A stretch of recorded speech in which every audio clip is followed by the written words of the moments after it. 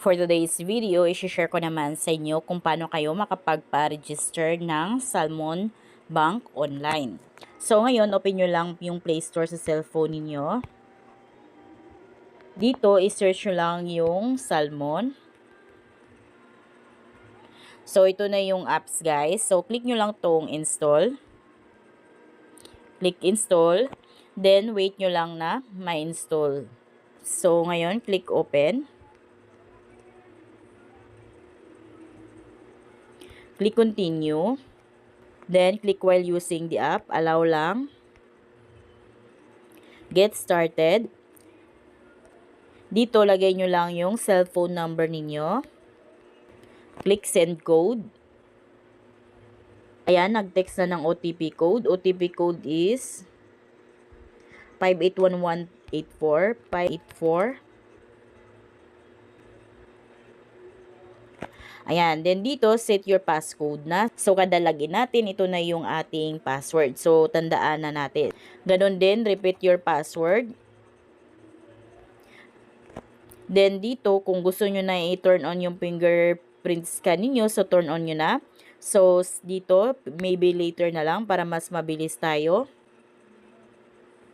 Then, click accept.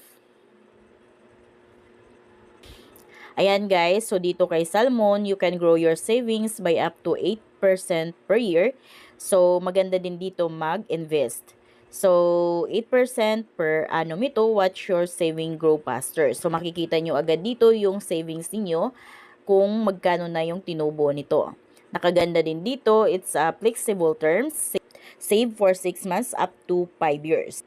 Then, the deposits are insured by PEDEC. Ngayon, click continue. Then, dito, kung wala pa kayong referral code, lagay nyo lang yung referral code para may welcome gift din si Salmon sa inyo. Ngayon, dito naman sa email, so kung anong email address ninyo na updated dyan, yun yung ilagay ninyo. Then, continue. So, click na natin tong start face scan while using the app.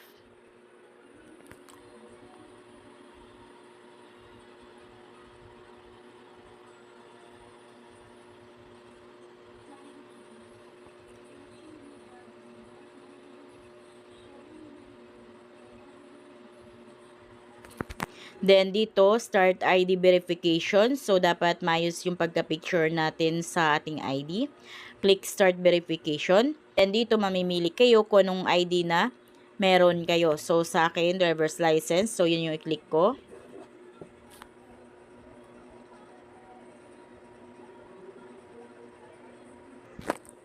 Ngayon naman, yung likod ng ID.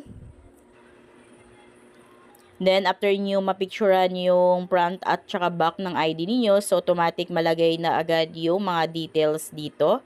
So, bago kayo mag-proceed, so review your ID information muna. Ngayon, dito sa pinakababa, lagay nyo lang yung place of birth ninyo.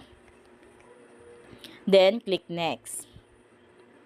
Then, dito, lagay nyo lang yung address ninyo. So, kung anong province, city, or municipality, and the barangay, street name, house number, or unit. So, dito, choose your source of wealth. Ito, piliin nyo lang kung ano yung applicable sa inyo. So, sa akin, ako ay freelancing or self-employed. So, ito yung pipiliin ko. Ayan, kung kayo naman is employed, ito yung pipiliin ninyo. Then, kung own kayo ng businesses or through your remittance, and then kung kayo ay nagpe-pension or retirement benefits, so piliin lang ninyo dito. Pero kung halimbawa wala dito sa nabanggit, so click nyo tong other. Then, continue. Dito yung industry naman, click natin yan. So, sa akin, wala sa mapagpipilian, kaya other. Click continue. Then, dito, piliin lang natin yung no, if ever no. So, dito sa deposit amount, so, pinaka-minimum niya is 5,000 pesos. Pinaka-mababa niya is 6 months.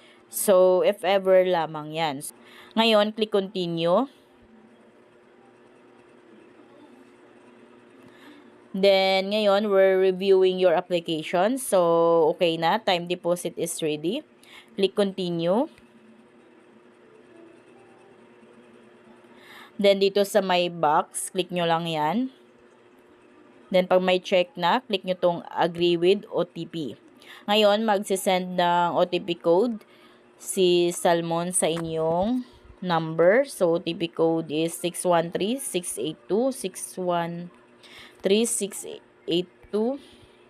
Then, they are reviewing your request na. You're almost done. So, got it.